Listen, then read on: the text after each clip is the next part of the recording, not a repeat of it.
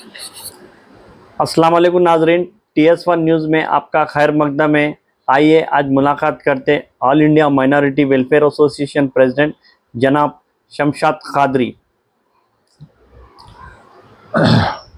अस्सलाम वालेकुम, नमस्ते, सत श्री अकाल। मैं सैयद शमशाद कादरी, समाजी जहदकार, नेशनल सोशल एक्टिविस्ट और senior journalist, all India minority welfare association का नेशनल प्रेसिडेंट। मैं हमेशा हमेशा आवाम, मुलाजिमिन सरकार और तमाम गरीब आवाम की मदद के लिए हमेशा मैं अपने आप को मुख्तस कर चुका हूँ। इसीलिए मैं हमेशा आपके सामने आता हूँ, आवाम के सामने आता हूँ। आवाम और हुकूमत के दरमियान जो फासले हैं उनको दूर करने की भी मैं कोशिश करता हूँ। सबसे पहले तो मैं आज ये बात कहना चाहूँगा कि मिस्टर रेवंत रेड्डी ने जब अपना इक़्तिदार संभाला था, वहाँ के फाइनेंस मिनिस्टर ने भी जो है हमसे बहुत से वादे किए थे, खुसूसी तौर पर मुलाजिमिन सरकार और पेंशनर्स के बारे में। मैं रेवंत रेड्डी और फाइनेंस मिनिस्टर से ये बात कहना चाहूँगा कि जब आपने वादा किया था तो हमारे 5 DA बाकी हैं, वो 5 DA आप रिलीज़ कर दीजिए। उसी के साथ साथ PRC का साबिक़ा हुकूमत में चंद्रशेखर राव ने इतनी शर्मनाक हरकत की। वहाँ के finance minister mister Harish Rao आज बड़े बड़ी बातें कर रहे हैं, DA देने की बात कर रहे हैं, PRC देने। उनके ज़माने से 5 DA बाकी है। उनको इस बात की शर्म भी नहीं आती कि उन्होंने किस तरीके से जो ये कहते हैं कि DA रिलीज़ कीजिए। आपके ज़माने के मिस्टर हरीश राव, तुम्हारे ज़माने के जो है DA बाकी है और जो है PRC आपके ज़माने का बाकी है। तो मैं मिस्टर रेवंत रेड्डी से अब आपके हालिया जो फाइनेंस मिनिस्टर है, मैं उनसे खुसूसी तौर पे इस बात का मुतालबा करना चाहूँगा कि फौरी तौर पर PRC की जो इंटरिम रिलीफ है उसको ज़्यादा से ज़्यादा 20% बढ़ाइए और हमारे 5 DA जो बकाया हैं उनको फौरी तौर पर रिलीज़ कीजिए। खुसूसी तौर पर रिटायर्ड एम्प्लॉयज़ जो नितने परेशानी से मुब्तला हैं उनको एक मुश्त उनको रकम अदा की जाए और 5 DA का अगर ऐलान कर देंगे तो इस कमरतोड़ महंगाई में पेंशनर्स अपनी ज़िंदगी हंसी खुशी से गुजार सकते हैं। उसी तरह मुलाजिम सरकार भी गुजारते हैं। मगर मुझे हैरत इस बात की है कि शर्म इस बात की है कि जितने भी यूनियन के अहदेदार हैं अपने आप को क्या समझ रहे हैं, मुझे समझ में नहीं आया। क्यों हुकूमत पे दबाव नहीं डालते, क्यों हुकूमत से जो है मुतालबा नहीं करते कि 5 DA रिलीज़ की जाए और जो भी हमारे मुतालबात हैं, पेंशनर्स के मुतालबात हैं, मुलाजिम सरकार के मुतालबात फौरी तौर पर हल करने के लिए आगे जाना है। इससे पहले चंद्रशेखर राव ने उनको लालच देते हुए देवी प्रसाद को कोई चेयरमैन बना दिया, स्वामी गौड़ को जो है चेयरमैन बना दिया, कोई यूनियन लीडरों को जो है उनको जो आस उम्मीद दिला के जो है चेयरमैन बना दिया। उससे मुलाजिमिन सरकार का नुकसान हुआ। बड़ी शर्म की बात है। अब जितने भी प्रेसिडेंट सेक्रेटरी हैं, मिस्टर मुजीब है और जो भी सदर है, उनसे मैं पुरजोर मुतालबा करता हूँ कि फौरी तौर पर जानी तवज्जो देते हुए हुकूमत पर दबाव बनाइए, DA रिलीज़ कराइए और जितने भी मुतालबात है मुलाजिमिन सरकार और पेंशनर्स के उनको जल्द से जल्द हल कराने की कोशिश कीजिए। इसी के साथ साथ एक बात कहना चाहूँगा कि हाल ही में मेडिकल एंड हेल्थ डिपार्टमेंट में ट्रांसफ़र्स हुए।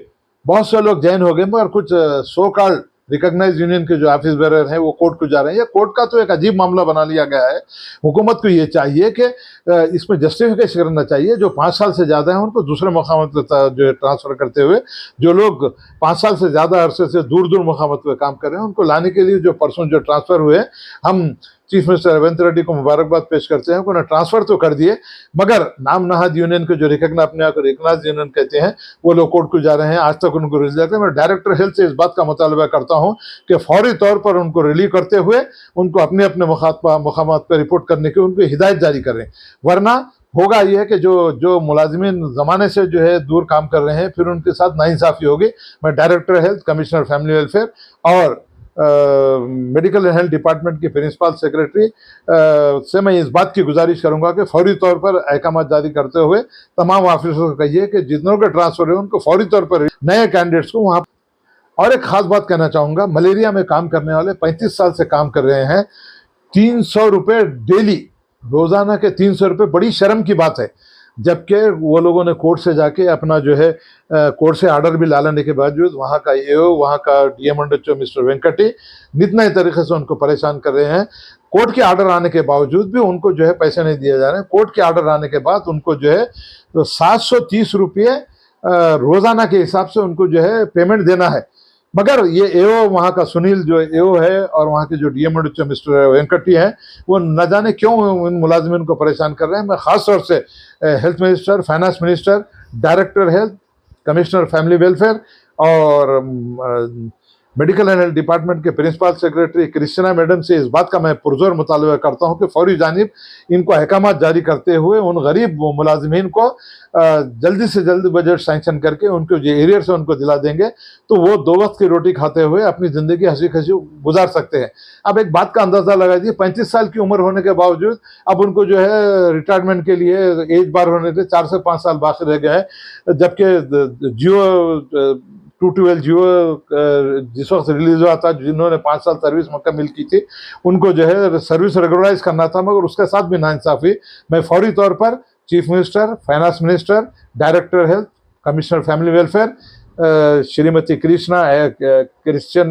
क्रिस्टिना जो है IPS हैं, जो मेडिकल प्रिंसिपल सेक्रेटरी, उनसे मैं गुजारिश करूंगा कि फौरी तौर पर अहकामात जारी करते हुए इनके जो भी एरियर्स हैं उनको दिया जाए और 730 रुपये रोज़ाना के हिसाब से इनको जो तनख्वाह दी जाएगी तो मुलाजिमीन जो है सुकून की सांस ले सकेंगे। इसी के साथ साथ खुली खुद अर्बन डेवलपमेंट अथॉरिटी में भी हम किसी के मुखालिफत नहीं कर रहे हैं। हम ये कह रहे हैं कि जिस तरीके से दूसरे मुलाजिमीन काम कर रहे हैं, जिनको गैर ज़रूरी तौर पर इलीगल तौर पर निकाल दिया गया है, उनको फिर वापस मुलाजिमत में लिया जाए, क्योंकि ऐसे बहुत से मुलाजिमीन हैं जिसकी एयर बार हो चुकी है उसके, मगर वहाँ का सुपरिटेंडेंट, वहाँ के जितने भी जो है कारकर्द लोग हैं, वहाँ के जितने ब्रोकर जो है पैसे खा के जिस तरीके से मुलाजिमीन को परेशान कर रहे हैं, हम ये चाहते हैं कि हम किसी को सर्विस से निकालने की हम बात नहीं कर रहे हैं। हम ये कह रहे हैं कि जिन भी मुलाजिमीन को निकाल दिया गया है, दूसरे मुलाजिमीन जो वहाँ काम कर रहे हैं, जो उन्हीं के साथ ये लोग भी काम करते थे, राम लम्मा हो या और कोई जानकी राम, ये जितने भी मुलाजिमीन को यहाँ निकाल दिया गया है, सागर है, इन सबको जो है फिर वापस मुलाजिमत में लिया जाए। हम किसी के मुखालिफत नहीं कर रहे हैं, हमको किसी के मुखालिफत करने की भी ज़रूरत भी नहीं है। इस बात से ज़रूरत नहीं है कि गरीब मुलाजिमीन है, इस महंगाई, कमर तोड़ महंगाई में उनकी बड़ी मुश्किल है। मैं एडमिनिस्ट्रेटर अमरपाली मैडम से ये बात कहना चाहूँगा कि फौरी तौर पर जानी तवज्जो देते हुए खुद अर्बन डेवलपमेंट अथॉरिटी में सुपरिटेंडेंट हो या वहाँ के सेक्रेटरी हो या वहाँ के PO हो, जिस तरीके से ये लोग इन्वॉल्व हैं, जिस तरीके से ये लोग जो है इलीगल जो है अपॉइंटमेंट किए गए हैं, और इसके साथ साथ जो है इलीगल जो है फिक्सेशन किया गया है, इलीगल जो है स्केल दिया गया है, इलेक्ट्रिशियन नहीं होने के बावजूद भी इलेक्ट्रिशियन का स्केल दिया गया है, ऐसे बहुत से जो इरेगुलरिटीज़ हुए हैं।